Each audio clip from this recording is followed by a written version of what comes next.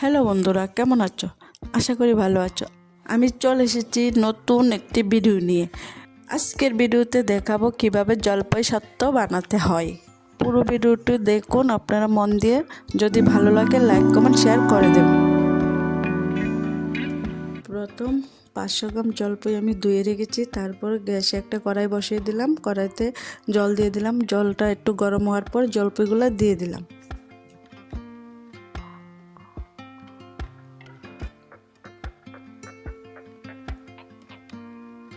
দেখুন কি মশলা নিয়েছি।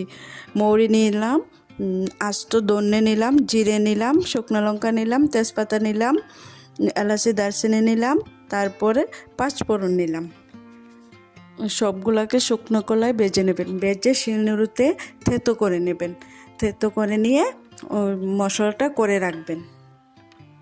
5 মিনিটের মতো আমি জলপাইগুলো বয়েল করে নিলাম। আমার জলপাইগুলো বয়েল হয়ে গেল। এখন আমি একটা পাত্রে নামিয়ে নেব। এখন আমি চামচের সাহায্যে বিচিগুলো ছাড়িয়ে নিচ্ছি।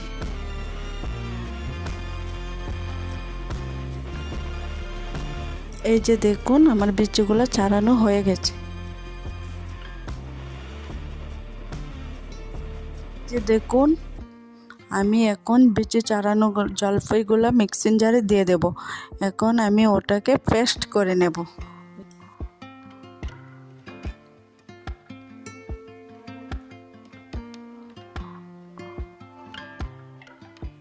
এই যে দেখুন আমার পেস্ট করা হয়ে গেছে। এখন আমি একটা কড়াই গ্যাসে বসিয়ে গরম করে নেব। জলপাইগুলো একদম মিহি করে পেস্ট করে নেবেন। ভালো করে পেস্ট হলে জলপাই সত্ত্বটা ভালো হবে। এই যে দেখুন আমার কড়াই গরম হয়ে গেল। এই যে দেখুন আমি এখন পেস্ট করা জলপাইটা কড়াইতে দিয়ে দিলাম। দেওয়ার পরে ওটাকে নাড়ার উপরে রাখতে হবে, না হলে নিচে লেগে যাওয়ার সম্ভাবনা আছে।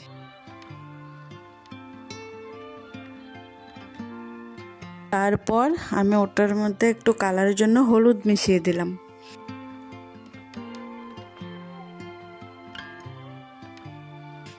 তারপর একটু গুঁড়া লঙ্কা মিশিয়ে দিলাম। তারপরে ওটার মধ্যে বিট লবণ দেবেন, সাদা লবণ দেবেন না। বিট লবণ দিলে ওটা ভালো হবে। তারপরে ওটাকে মিশিয়ে নিলাম। 1 কাপ পরিমাণ চিনি দিয়ে দিলাম। চিনিটা আপনারা স্বাদ অনুযায়ী দেবেন। তারপর চিনিটাকে ভালো করে মিশিয়ে আমার ওই বানানো মশলাটা দিয়ে দিলাম।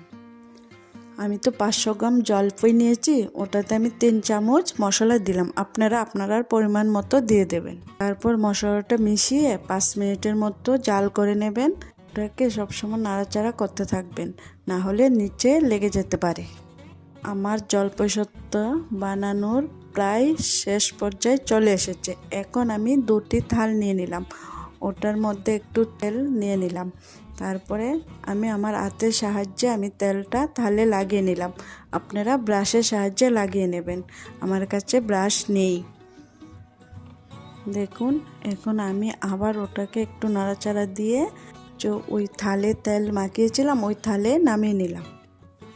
পাতলা করে ছড়িয়ে নেব থালে।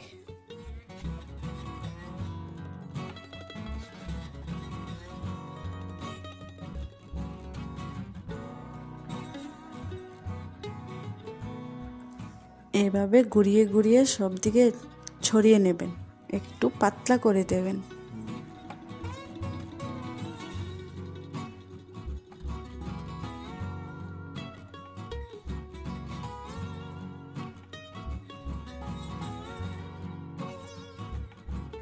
তারপরে দেখুন আমি ওটাকে রৌদ্রে দিয়ে দিলাম। রৌদ্রে 2 দিন শুকিয়ে নেব।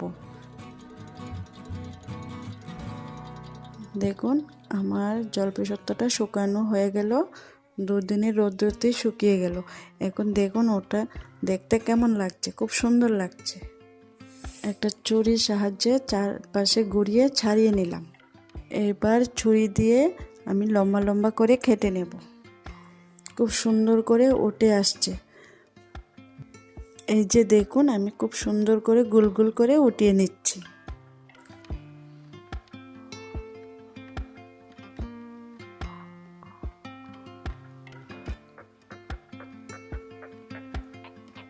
বাস হয়ে গেল আমার জলপাই সত্ত্ব। আপনাদের ভালো লাগলে আপনারাও বানিয়ে খাবেন, আর আমাকে অবশ্যই জানাবেন কেমন লাগলো। যদি ওটা দেখে আপনাদের ভালো লাগে তাহলে আমাকে লাইক, কমেন্ট, শেয়ার করে দেবেন আর চ্যানেলটাকে সাবস্ক্রাইব করে দেবেন।